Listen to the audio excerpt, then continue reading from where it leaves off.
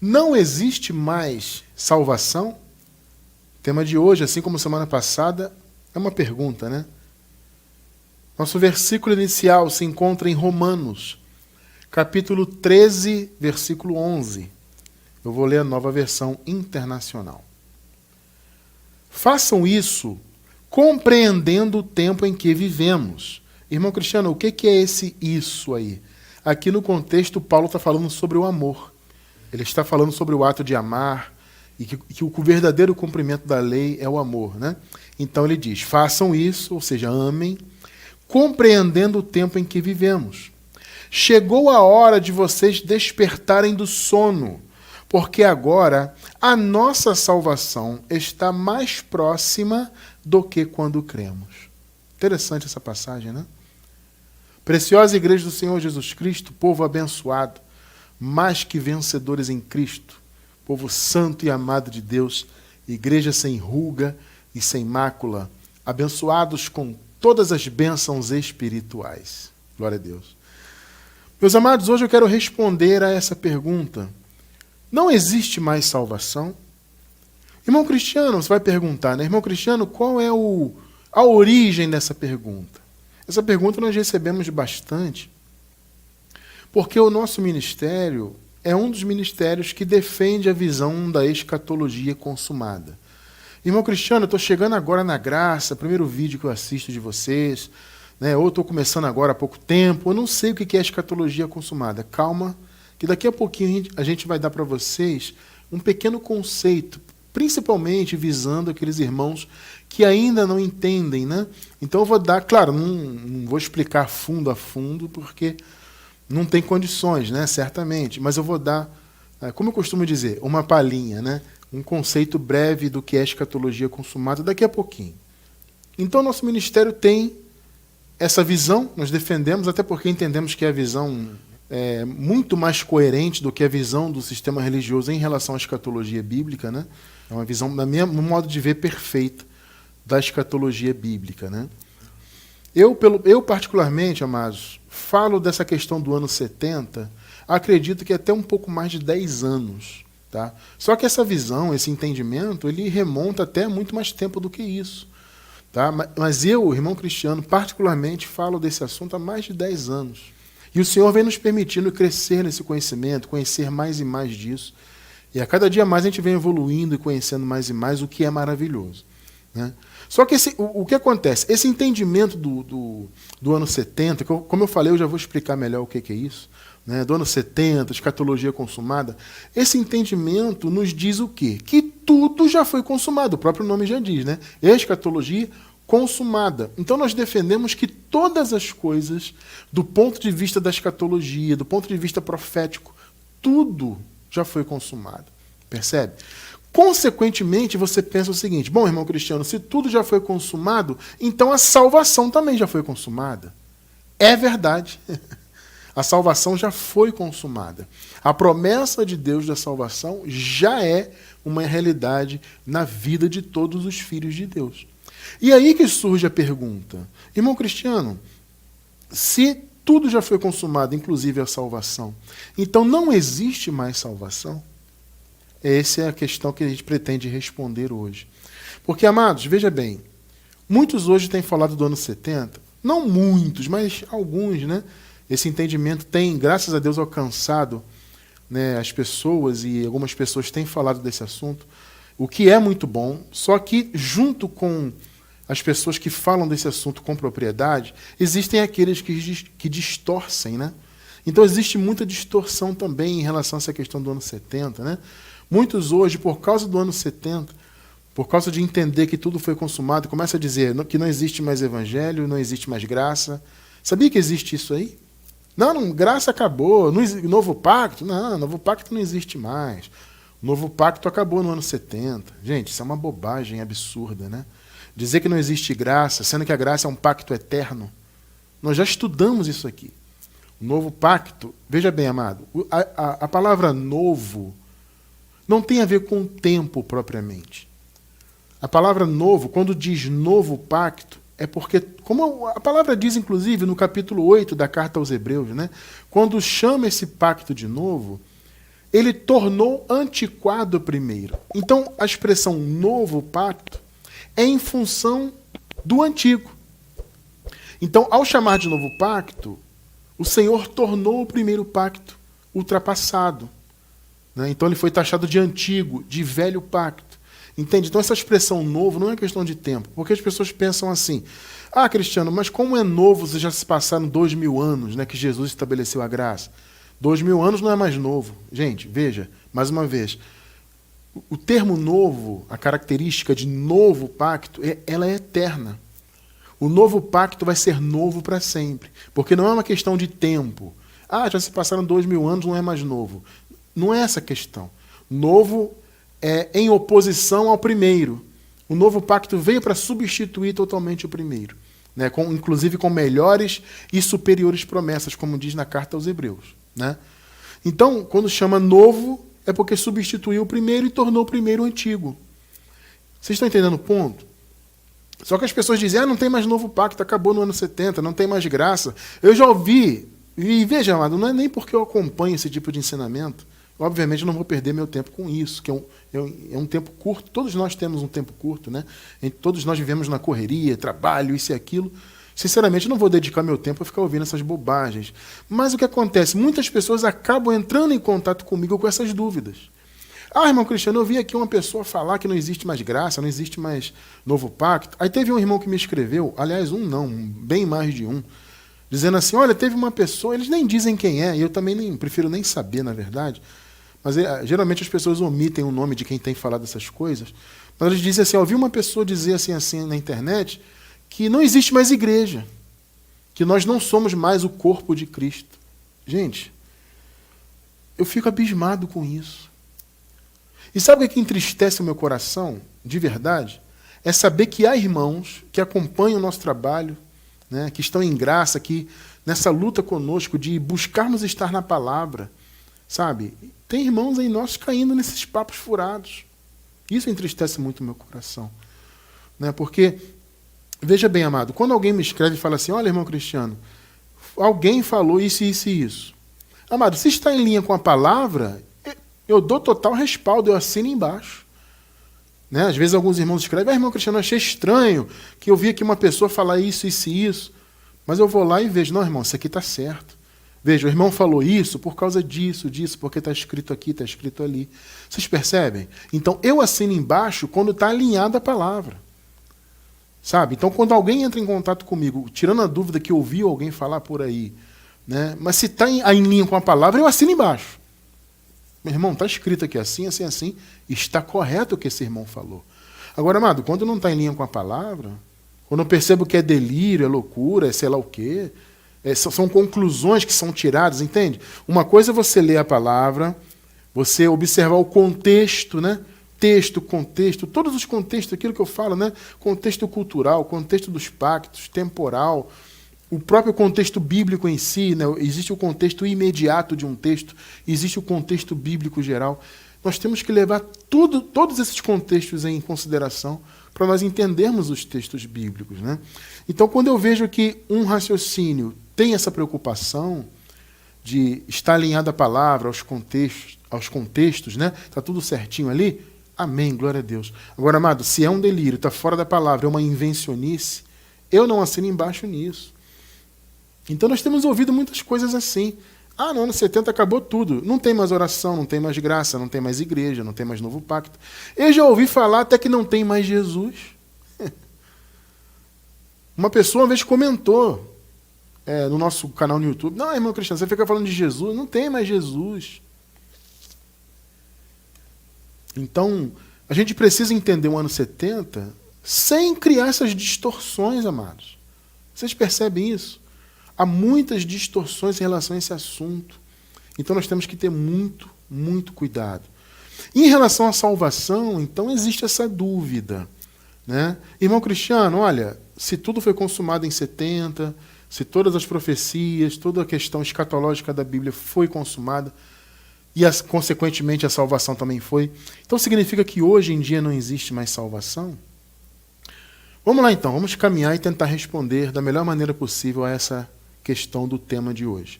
Antes de nós entrarmos propriamente na resposta a essa pergunta, eu quero falar para vocês de 2 pontos muito importantes. E esse trecho aqui do estudo, eu vou trazer principalmente pensando nos irmãos que estão novos na graça, né? Os irmãos que estão chegando agora, de repente até caíram de paraquedas, entre aspas, né? Muitas pessoas caem, entre aspas, de paraquedas no nosso canal, assiste um vídeo, assiste outro. Então, para que esse irmão entenda um pouco da nossa visão e para que isso facilite o entendimento de todo o restante do estudo de hoje, eu vou trazer 2 pontos para vocês. Primeiro, eu quero falar da predestinação. Quero que você entenda, você que está novo na graça, está chegando agora ao nosso trabalho ministerial, quero que você entenda que nós defendemos aqui com unhas e dentes a visão da predestinação. Sabe? Mas a predestinação bíblica, genuína, aquela que coloca Deus no lugar de Deus. Você já vai entender por que eu estou falando isso. Vamos ler aqui, então, antes de entrarmos, né, na resposta, como eu disse, vamos ver esses 2 pontos. O primeiro, predestinação. Romanos 8, versículos 29 e 30. Pois aqueles que de antemão conheceu, aqui está falando do Senhor Deus, né? Aqueles que o Senhor conheceu de antemão. Irmão Cristiano, esse antemão é quando? Esse antemão é antes da fundação do mundo. Porque a palavra diz lá na carta aos Efésios que o Senhor elegeu o seu povo antes da fundação do mundo. Tá? Então esse de antemão é antes da fundação do mundo. Antes da criação de todas as coisas. Tá? Os que de antemão conheceu, também os predestinou. Ou seja, ele deu um destino previamente estabelecido. Estabelecido por quem, irmão Cristiano? Bom, segundo a religião, é estabelecido pelo homem. Você já vai entender isso. Só que, na verdade, esse pré-destino foi estabelecido por Deus. Só Ele poderia fazer isso. O critério e a vontade é toda dele, né? Para serem conformes à imagem de seu Filho, no caso Jesus, né? A fim de que ele, Jesus, seja o primogênito entre muitos irmãos. Olha só que interessante. 30. E a esses que ele predestinou, que ele conheceu de antemão, aos que predestinou, também chamou. Aos que chamou, justificou, e aos que justificou, também glorificou. A obra está completa, né? Vocês percebem, amados, que Deus fez tudo. Nós sabemos que esse tipo de passagem bíblica aqui, ela não pode ser ignorada. Existem algumas passagens que estão muito escondidas ali na palavra, né? Alguns versículos que ficam ali, sabe, meio obscuros, né? E o sistema pula. Né? Existem muitas passagens da graça. Eu estou falando isso porque eu passei, como vocês sabem, né, pouco mais de 20 anos no sistema religioso. Se eu contar desde a minha infância, né, eu passei dentro da igreja pentecostal, batista e tal. Eu passei praticamente 20 anos, um pouquinho mais de 20 anos no meio do sistema. E existem algumas passagens que hoje nós conhecemos na graça, que estudamos, já sabemos e tudo mais, e que trazem conceitos muito profundos do Evangelho da Graça, que são sumariamente ignoradas pela religião. Né? Existem muitas passagens que eu nunca ouvi. E olha que eu fui professor de escola bíblica dominical. Pregava e prego, né, desde 15 anos, de 15 para 16 anos de idade, meus amados. E nessa idade fui professor de escola bíblica e segui sendo professor de escola bíblica durante muitos anos. Nem assim eu tive conhecimento dessas passagens bíblicas, né? Quer ver um exemplo? Colossenses 2, versículo 10, por exemplo. E estáis perfeitos nele. É um dos versículos chaves da graça que nunca foram destrinchados, nunca foram estudados, nunca foram pregados nas igrejas que eu passei. Então existem realmente passagens como esta e tantas outras da graça que eles ignoram, porque não está de acordo com a narrativa da religião. Agora, passagens como essa, eles não podem ignorar, né? Não podem ignorar. Então o que eles fazem? Eles distorcem. Então eles dizem, por exemplo, que a predestinação, na verdade, não foi Deus que predestinou. Na verdade, Deus conheceu de antemão, olha só, aqueles que Deus sabia, na sua presciência, que aceitariam a Jesus. Observem que esse é um conceito que não tem na Bíblia. Como assim, irmão Cristiano? Amados, não existe aceitar Jesus na Bíblia. Nós temos um estudo, eu vou deixar na descrição do vídeo, o blasfemo conceito de aceitar Jesus. É uma blasfêmia, não existe aceitar Jesus. Não tem isso na Bíblia. Mas 99% das denominações pregam que a pessoa aceita Jesus. Então eles dizem assim, olha, o Senhor sempre soube quem seria fiel, né? Sempre soube quem aceitaria Jesus, enfim. E aí ele predestinou a esses, ou seja, Deus teria usado então o mérito dos homens. Olha só que absurdo, gente. Amado, se você parar para pensar hoje, você que está em graça hoje, que tem sua mente, seus olhos iluminados, você vê o absurdo que isso significa. Mas eles pregam isso aí. Não, veja bem, ô pastor, tem predestinação na Bíblia. Não, eu sei que tem, mas veja bem, não é que Deus predestinou aqueles que ele quis. Não, ele observou na sua presciência quem iria aceitar Jesus no futuro. Vocês percebem? Então, na verdade, o que a religião diz em relação à predestinação? Na maioria dos casos, eles dizem que a pessoa é que se predestina, ou seja, a pessoa quando aceita Jesus, aí ela passa a ser um predestinado, porque Deus, na verdade, predestinou ela, porque Deus viu que ela aceitaria, que ela seria fiel. Vocês percebem que isso é um absurdo? A predestinação, amado, ela vem da eleição. O que é a eleição? A eleição é a escolha que Deus fez. Deus escolheu aqueles os quais eram seus filhos. Ele nos escolheu como filhos dele. Vocês percebem o ponto? Ele escolheu, o critério é todo dele.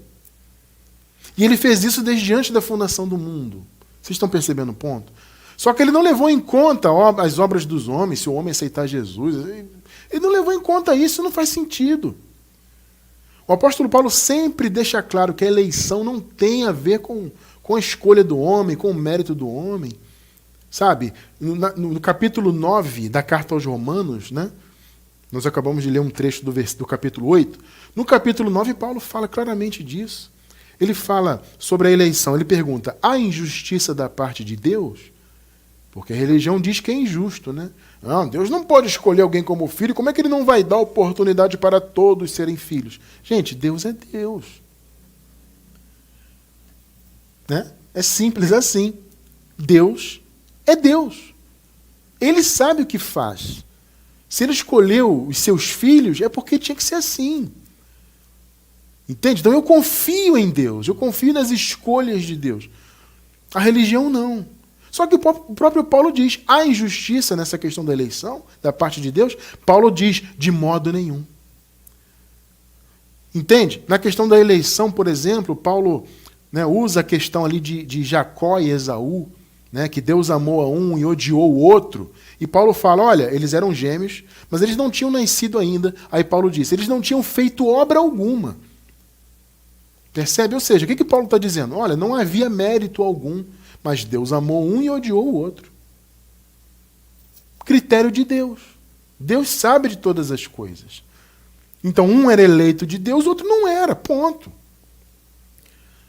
Vocês estão percebendo? As pessoas ficam questionando. Agora, você vai perguntar, mas irmão Cristiano, por que as pessoas questionam isso? Porque, gente, olha só, você falar que alguém é predestinado, você tira todo o mérito da pessoa. Né? E realmente o ser humano não tem nenhum mérito, não nessa questão espiritual. Entende? Então essa visão da predestinação coloca Deus no lugar de Deus, como eu falei no início, né? Deus no lugar de Deus e o homem no lugar do homem. Entende? O homem é o vaso, o oleiro é Deus. Mas as pessoas não aceitam isso na religião por quê? Porque a religião é baseada no mérito. Entende? A religião é totalmente baseada no suposto mérito do homem. Então é o homem que se salva através das suas obras, é o homem que aceita Jesus. Entende? É o homem que decide por Deus as coisas.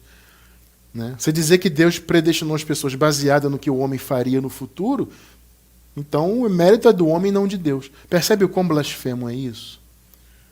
Não, predestinação é o seguinte, o Senhor elegeu os seus filhos, ou seja, o que é eleger? Eleger é escolher, né? Então ele escolheu os seus filhos, escolheu o seu povo como filho.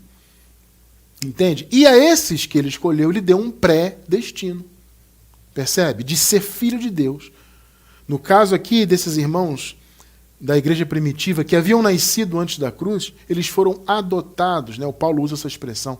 O Senhor nos elegeu para sermos adotados como filhos, né? Então eles foram adotados no sentido de que eles eram escravos, né, do pecado, do império das trevas, da lei. Então, antes da cruz, escravos, e foram adotados e passaram a ser filhos. Tem toda essa metáfora que Paulo usa, né?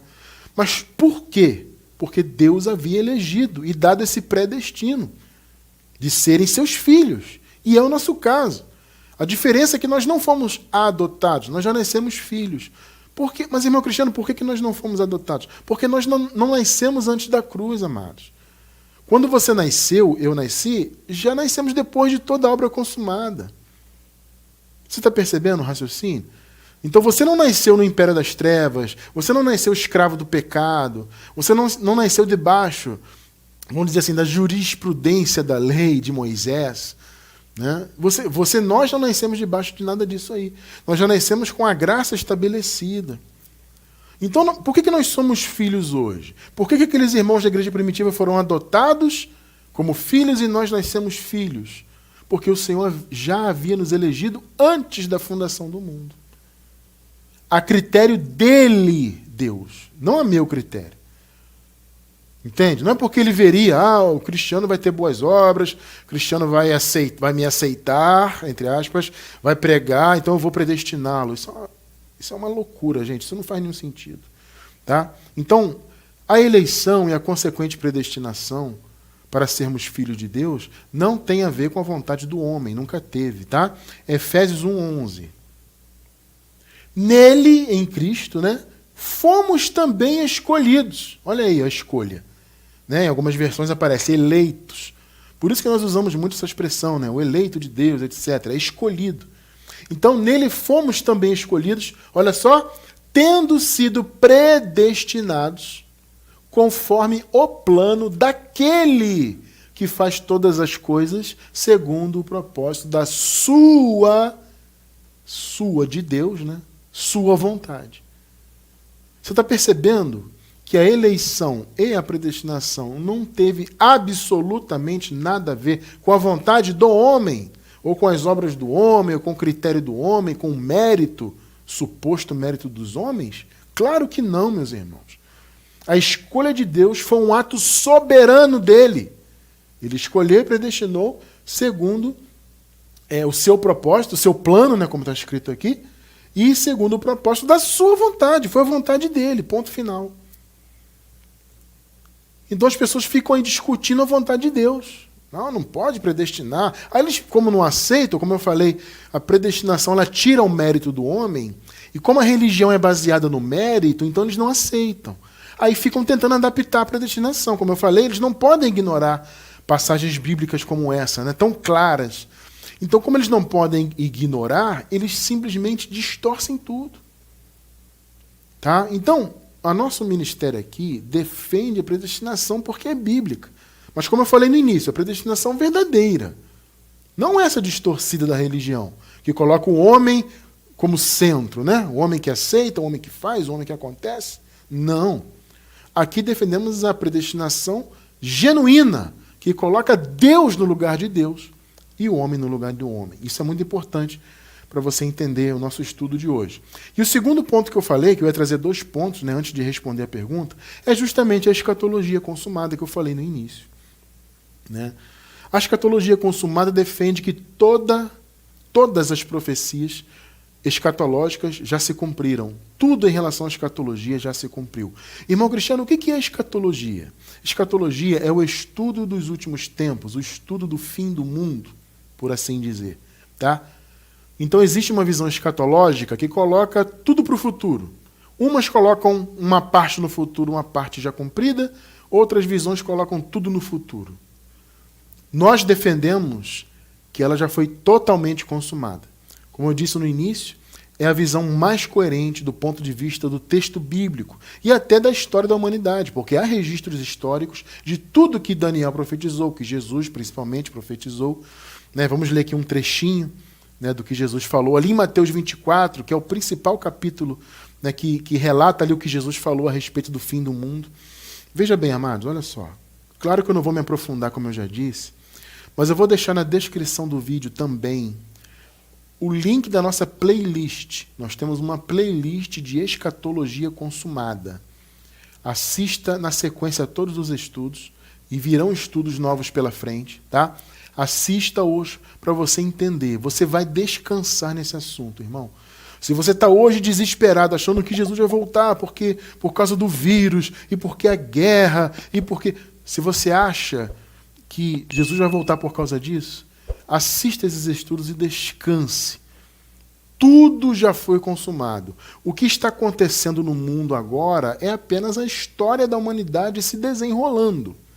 Assim como já houve outras guerras, até mundiais, né? Houve 2 guerras mundiais e tantas outras guerras, e tantas outras doenças, tantos outros vírus, né? Então, na história da humanidade está repleta disso aí. Isso não significa que Jesus vai voltar.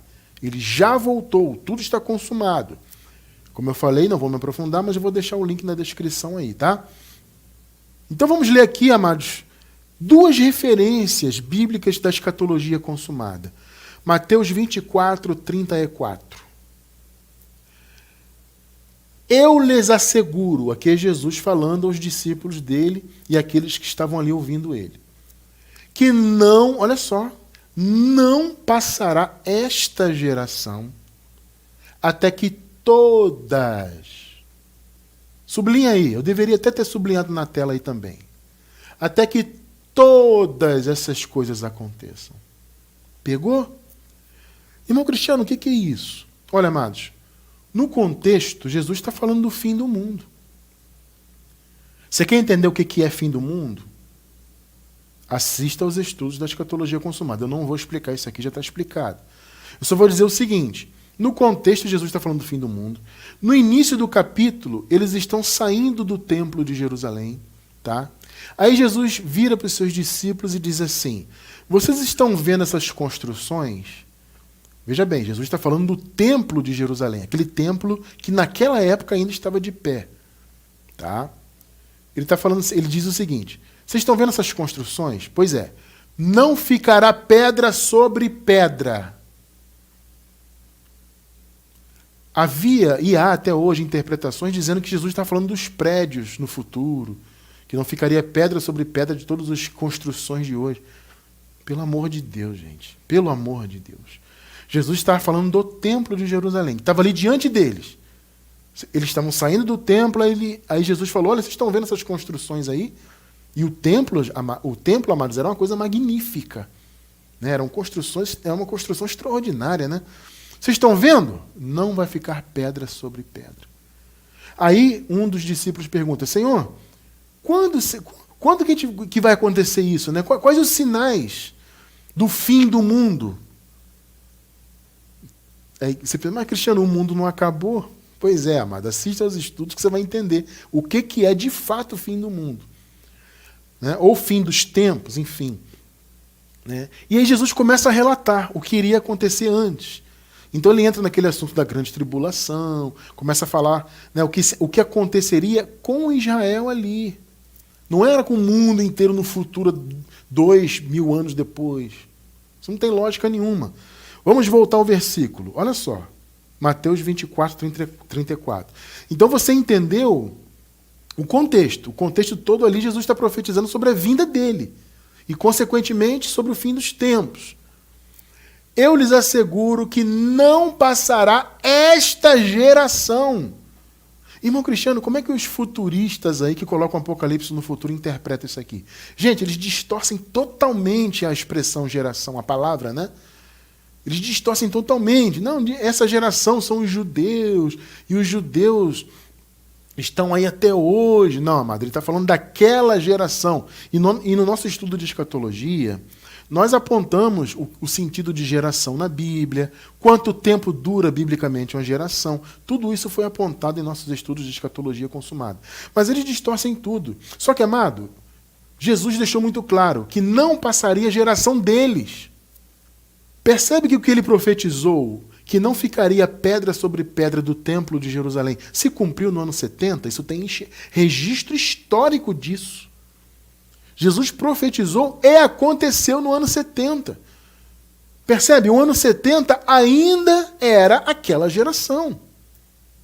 Então, se cumpriu o que Jesus falou, que não passaria aquela geração até que ele, Jesus, voltasse, trouxesse o juízo sobre Israel, destruísse o templo de Jerusalém, acabasse com a lei de uma vez por todas, porque naquele templo a lei era cumprida, né, e tudo mais. Vocês percebem? Tudo se consumou.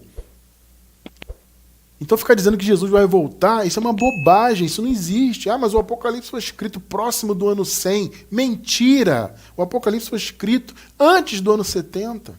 Nós temos estudo sobre isso também na playlist. Um outro texto bíblico, então, que corrobora a escatologia consumada. Mateus 16, versículos 27 e 28. Pois o Filho do Homem, Jesus está falando dele, obviamente, observe bem isso, virá na glória de seu Pai. Amado, vamos lá.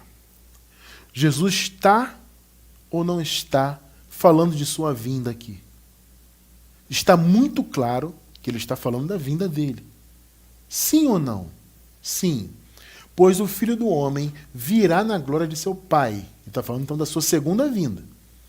Com seus anjos. E então recompensará cada um de acordo com o que tenha feito. Né? 28. Então ele está falando da vinda dele e do juízo. Você viu que ele falou do juízo. Agora veja o 28. Garanto-lhes que alguns dos que aqui se acham, observe bem isso, alguns dos que estavam ali com ele, ali, ouvindo ele falar, não experimentarão a morte. Ou seja, não morrerão antes de verem o Filho do Homem vindo no seu reino. Gente, pelo amor do Senhor Jesus. Vamos lá. Vamos com calma, né? Que esse assunto é palpitante, mas vamos com calma. Você percebeu o que Jesus falou aqui?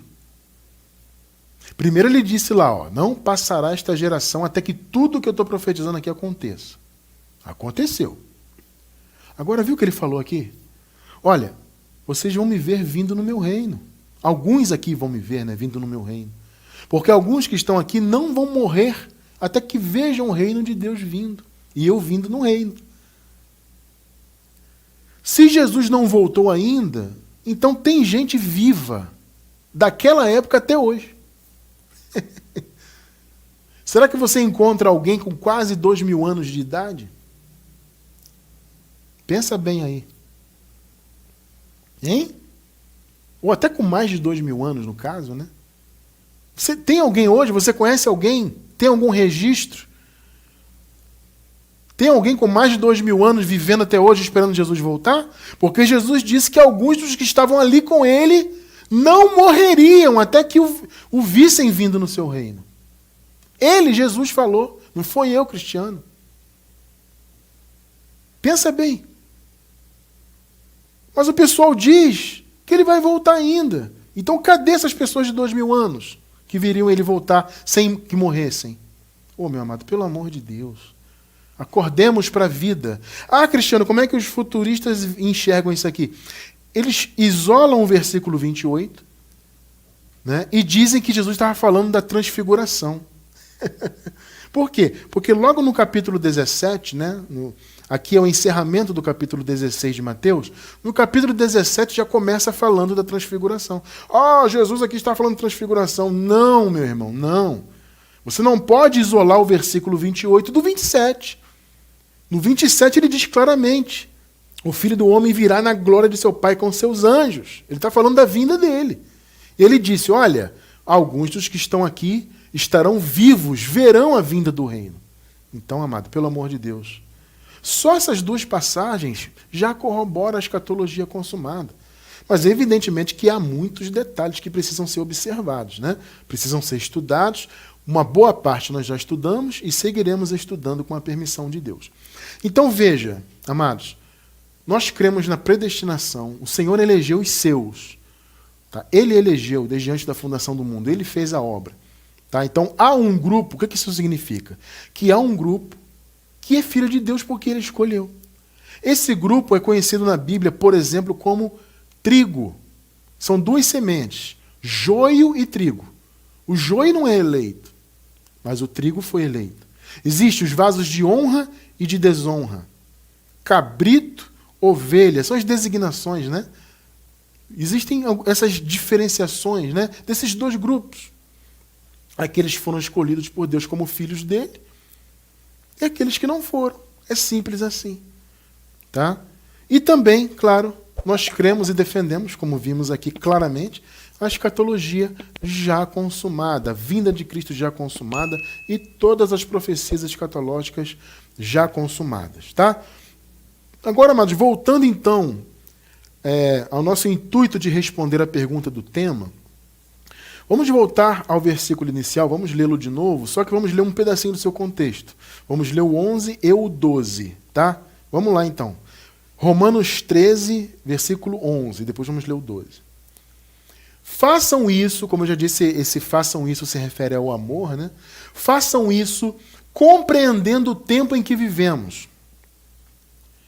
Chegou a hora de vocês despertarem do sono, porque agora, olha só, a nossa salvação está mais próxima do que quando cremos. Antes de ler o 12, deixa eu comentar uma coisa aqui. Alguém pode dizer assim, irmão Cristiano, mas eles não alcançaram a salvação quando eles creram? Né? Porque veja que Paulo faz aqui uma diferenciação, né? Ó, a nossa salvação está mais próxima, ou seja, ela não tinha vindo ainda. Estava próxima do que quando nós recebemos o Evangelho, quando cremos. Né?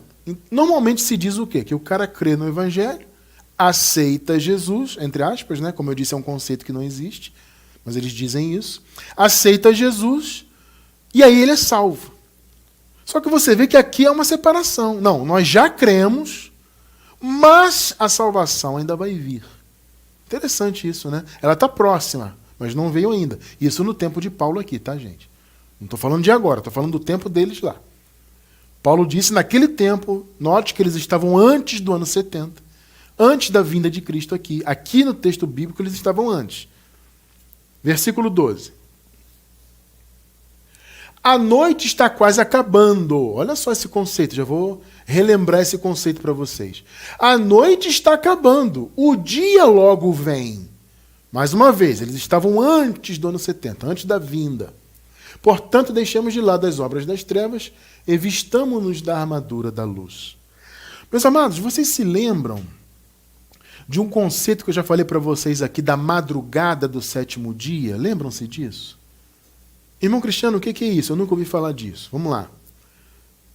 Na cruz, o Senhor inaugurou o sétimo dia. Nós entendemos o sétimo dia, aquele sétimo dia citado na criação, lá no Gênesis, né? Nós entendemos esse sétimo dia como uma alusão à graça, ao novo pacto, tá? Porque, na realidade, a rigor, Deus não precisa descansar. Então, aquele descanso de Deus ali da criação, na verdade, era um descanso profético, que apontava para o descanso de fato, que é a graça. Então, o que é o sétimo dia? O sétimo dia é a nova aliança. É o dia eterno do Senhor. E nós já estamos nele.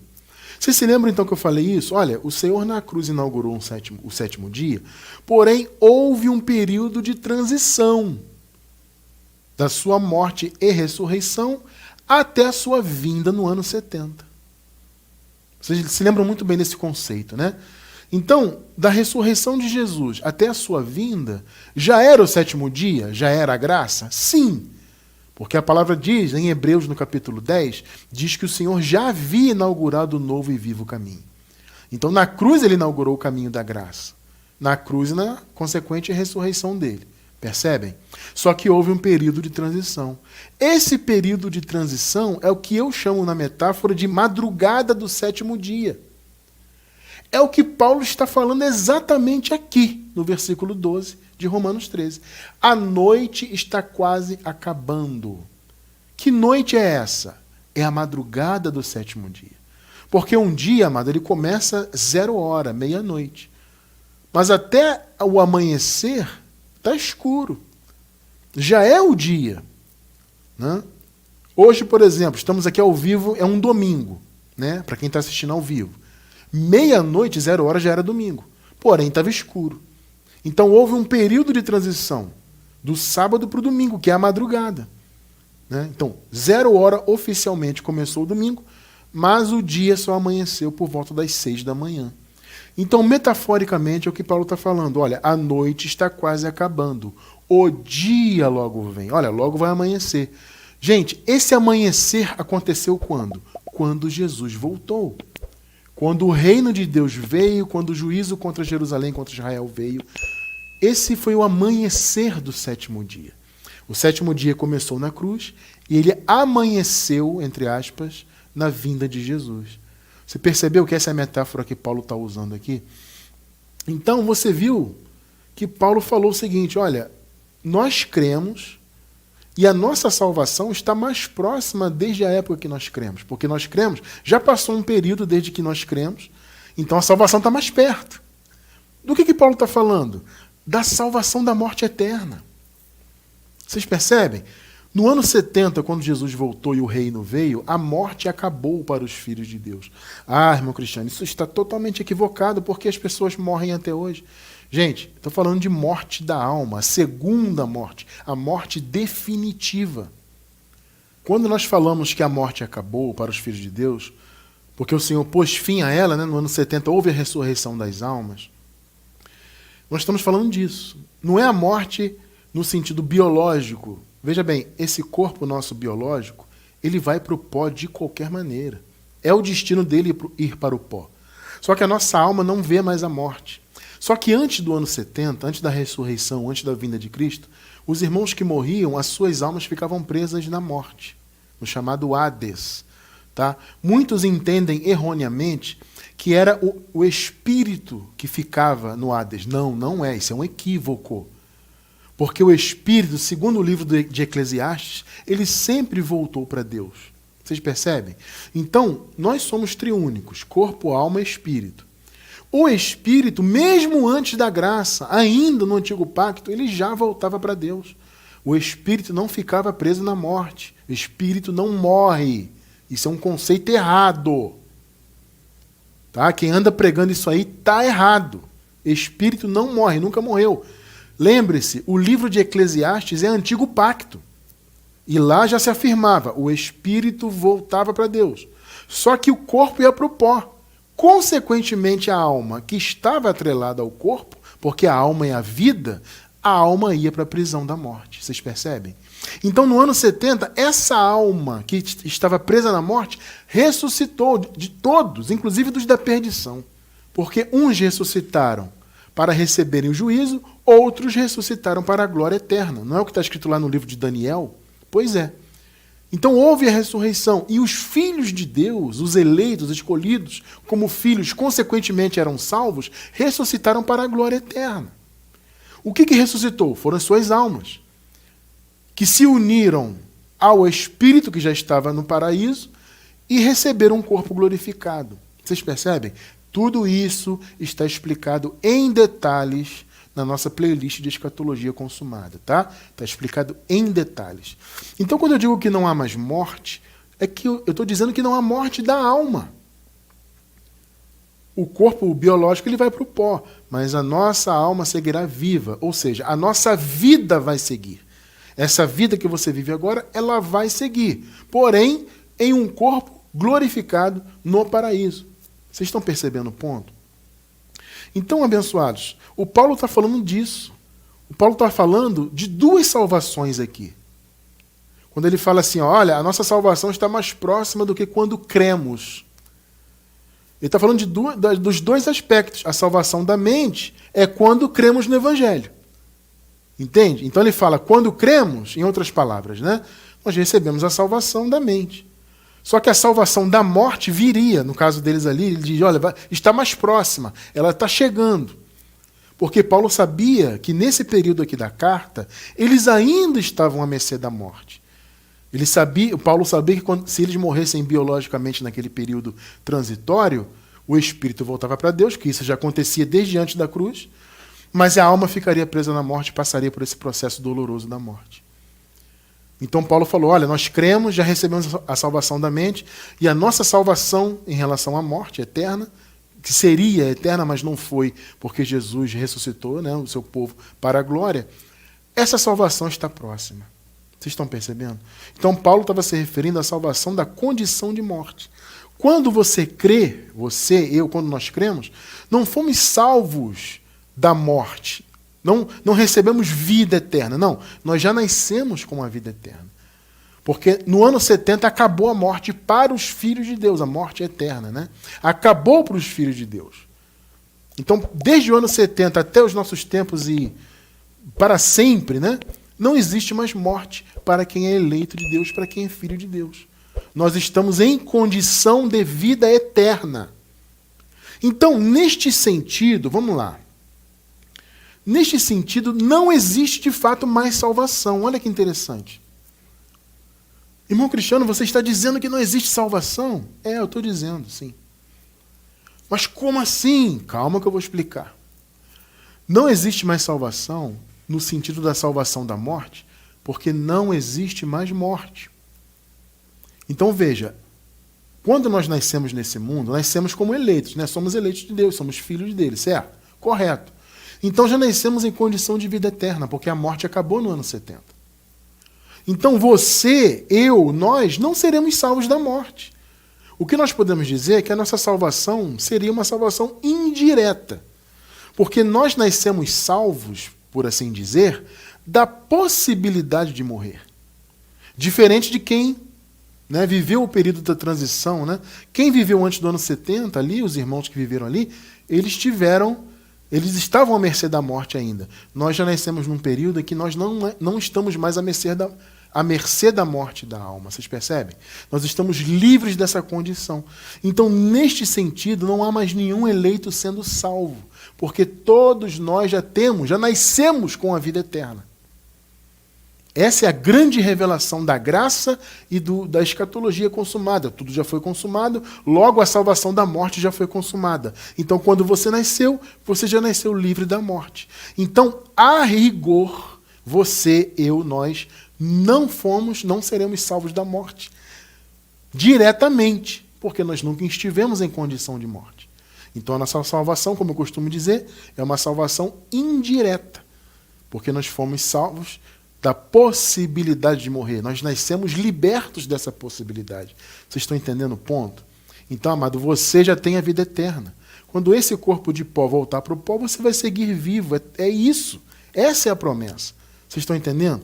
Então, dizer que não existe salvação é uma meia-verdade. Vamos lá. É uma meia-verdade.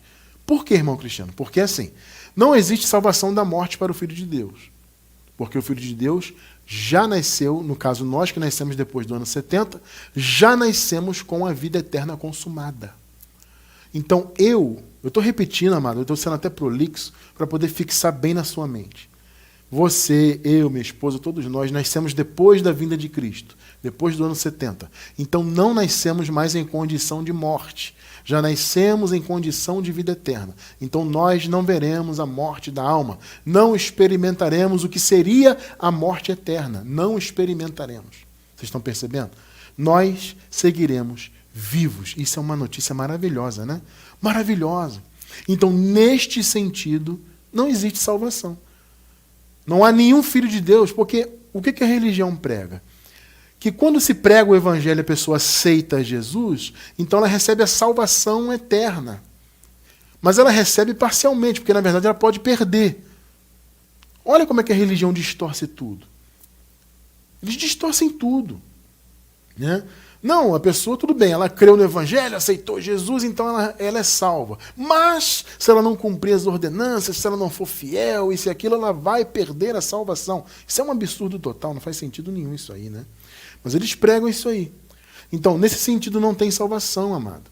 A salvação já foi consumada. Você nasceu já salvo. Então, essa salvação direta, vamos colocar entre aspas isso, né? Quem foi salvo diretamente da morte foram aqueles irmãos que estavam antes do ano 70 em condição de morte. Nós já nascemos em condição de vida eterna. Mas, irmão Cristiano, você disse que é uma meia-verdade. Por quê? Porque, amado, a salvação existe da mente, do entendimento. Então, veja bem, quando eu me refiro à salvação, nós pregamos para salvar por exemplo, né? Estamos pregando a graça para salvar os irmãos. Não é salvar para a eternidade.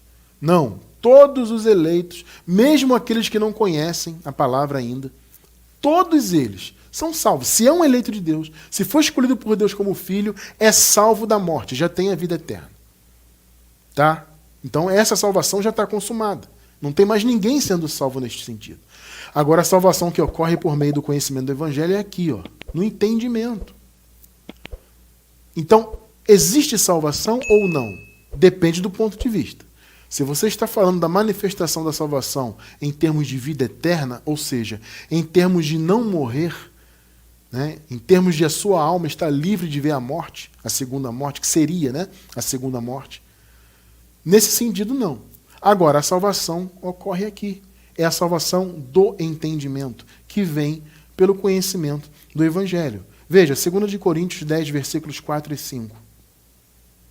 As armas com as quais lutamos não são humanas. Pelo contrário, são poderosas em Deus para destruir fortalezas. Você vê que o nosso chamado é destruir fortalezas, amados. Mas, irmão Cristiano, o que são fortalezas? O Paulo usa essa metáfora, né? Fortaleza é uma construção, né? Então, aqui seriam construções mentais. Né? Ou seja, raciocínios, argumentos, ideias. Fortalezas são isso. Ou é isso, né? Tá? Então, destruir fortalezas é o mesmo que destruir raciocínios, né? Pensamentos, argumentos que são contrários ao conhecimento de Deus. Versículo 5. Destruímos argumentos, tá vendo? Em algumas versões bíblicas aparecem raciocínios, porque é a mesma coisa, o sentido é esse, tá? Argumento, raciocínio, ideia, ideologia, tal, é isso. Destruímos raciocínios, argumentos e toda pretensão ou arrogância, altivez, né? Que se levanta contra o conhecimento de Deus. Agora veja, e levamos cativo todo pensamento. Pegou? O que é a salvação da mente? É a salvação dos nossos pensamentos. É levar cativo todo pensamento para torná-lo obediente a Cristo. Pegou aí qual é o nosso chamado? Isso é salvação da mente, meus irmãos. Esse é o chamado que nós temos. Então, quando eu prego o Evangelho hoje, estou pregando aqui o Evangelho da graça, o único Evangelho, o meu intuito não é salvar alguém para a eternidade. Não é fazer essa pessoa aceitar Jesus para que ela seja salva quanto à eternidade. Não. Todos os filhos que foram escolhidos desde antes da fundação do mundo, todos já são salvos do ponto de vista da eternidade. Todos já têm a vida eterna. Agora, nem todos, eu diria até a maioria, não têm a salvação da mente. Infelizmente, eu digo para vocês, no meu modo de ver, nem todos terão, né? Infelizmente, quantos irmãos nossos, né, vão para o pó sem conhecer o Evangelho da graça? São irmãos, são filhos, creem em Deus, são até pessoas boas, têm boas obras, tudo mais, mas infelizmente estão presos nas religiões em geral e vão para o pó sem conhecer o Evangelho. No meu modo de entender, lá na eternidade eles vão conhecer. Porque na eternidade não tem limitações. Entende? Vocês entendem? Eu não consigo conceber na minha mente, não consigo entender e conceber na minha mente que alguém está na eternidade sem conhecer. Isso não faz sentido. A pessoa não tem conhecimento aqui, por causa das limitações humanas. Então, há muitos irmãos que infelizmente vão para o pó sem conhecer a graça. Mas o nosso intuito aqui é de pregar a graça para que o máximo possível de irmãos tenham um privilégio de conhecer esse Evangelho ainda nesta vida. Conhecerem a graça, conhecerem o novo pacto, a nova aliança ainda nesta vida. Então nós pregamos, não é para salvar para a eternidade. Isso o Senhor já fez, isso já está consumado. Nós pregamos para salvar o entendimento do máximo possível de pessoas. É aquilo que Paulo disse, né? Eu faço de tudo, né? Eu uso de todos os meios para tentar salvar alguns. O Paulo não está falando de salvação eterna, ele está falando de salvação da mente. É conhecer o Evangelho e ter o seu pensamento salvo, e ter o seu pensamento levado a obedecer a Cristo. Vocês estão entendendo? Então, mais uma vez, respondendo ao tema aqui de hoje. Não existe mais salvação? Alguns perguntam, né? Da eternidade, todos já são salvos. Então não está acontecendo mais salvação eterna. Já foi consumada. Agora, a salvação que ocorre é no entendimento. É a destruição das fortalezas para salvar o entendimento do povo de Deus, tá? Então, meus amados, eu acredito que o entendimento do estudo de hoje ficou muito claro, né? Quando alguém perguntar, já que tudo foi consumado, já que vocês defendem que Jesus voltou, que a escatologia foi consumada, que já houve ressurreição dos mortos, tudo isso aconteceu no ano 70? Pois muito bem, então não tem mais salvação. Bom, depende do ponto de vista, né? Do ponto de vista da vida eterna, realmente não tem ninguém mais sendo salvo, todos já foram. Agora, e do ponto de vista da mente, do entendimento? Nem todos foram salvos. Por isso é importante, amado, pregar o Evangelho. Olha, nós temos um estudo que fala da eterna pregação da graça. Tem gente aí dizendo que não existe mais graça, né? Ah, não tem mais graça, não existe mais novo pacto. Gente, tudo isso é bobagem. Tá? A pregação da graça é eterna, o novo pacto é eterno. Eu vou deixar 2 estudos a mais aí. Esse que eu acabei de falar, tá? A eterna pregação da graça. O outro, eu vou deixar mais um estudo aí, além desse da eterna pregação da graça, eu vou deixar um outro estudo também que fala da eternidade do novo pacto. Que o novo pacto é um pacto eterno. Diferentemente, né, do que muitos dizem aí. Acabou o novo pacto, acabou a graça, acabou a igreja, acabou Jesus. Não tem mais nada, né? Não, amados, não caiam nessa. A pregação do Evangelho da Graça é importantíssima para salvar o entendimento daqueles que já são salvos do ponto de vista da vida eterna. Tá? Vejam só, Efésios, para encerrar, Efésios 2, versículos 6 e 7. Deus nos ressuscitou com Cristo e com Ele nos fez assentar nos lugares celestiais em Cristo Jesus. Olha só, para mostrar, olha aí que está em letras garrafais na tela, nas eras que hão de vir. O Paulo está falando de todas as eras que viriam posteriormente à vinda do Senhor. Porque eles estavam naquela era ainda, esperando a vinda de Jesus, esperando a salvação se consumar no ano 70. E Paulo falou, olha, para mostrar nas eras que hão de vir. Percebe, amado, que a graça de Deus tem que ser conhecida em nossos tempos para se cumprir isso aqui que Paulo falou. O Senhor nos ressuscitou para mostrar nas eras que hão de vir a incomparável riqueza da sua graça. Nós hoje somos uma dessas eras que Paulo falou aí. Nós estamos vivendo uma dessas eras. Entende? Percebe que a importância do conhecimento da graça? Entende? Então, mais uma vez, Deus nos ressuscitou com Cristo e com Ele nos fez assentar nos lugares celestiais em Cristo Jesus para mostrar nas eras que hão de vir, e nós estamos vivendo uma dessas eras, a incomparável riqueza da sua graça. A graça tem que ser conhecida. Vocês estão percebendo? Então essa história que não existe mais graça, não existe mais pregação, não caiam nisso não, irmão, sai fora. Entende? As pessoas estão distorcendo a visão do ano 70, criando heresias terríveis. E para encerrar, Efésios 3, 21. A Ele, Deus, seja a glória na igreja, em Cristo Jesus. Por quanto tempo? Até o ano 70. É isso que está escrito aí? Vamos ler de novo? A Ele seja a glória na igreja. Alguém diz, tem gente dizendo que não existe mais igreja, que nós não somos mais corpo de Cristo. E você vai cair nesse papo furado? Cuidado com isso aí.